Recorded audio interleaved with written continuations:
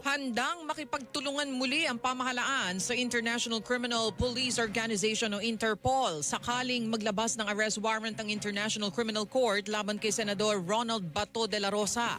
Yan ang sinabi ni Presidential Communications Office Undersecretary Claire Castro kasabay ng pagpuna sa pahayag ni de la Rosa na pinag-aaralan niyang magtago sakaling maglabas ng arrest warrant ang ICC laban sa kanya. Iginiit ni Castro na hindi maganda na ang mga ganitong pahayag ay nanggagaling sa dating hepe ng pambansang pulisya at ngayon ay isang senador na ang tungkulin ay gumawa ng batas.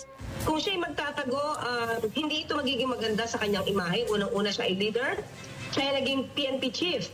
Ibig ba sabihin na lahat ng mayroong warrant of arrest ay kailangan magtago? At gusto nating itanong, ito ba ang naging advice niya ng panoong nagtago din si Pastor Kibuloy? Hinamon din ni Castro ang senador na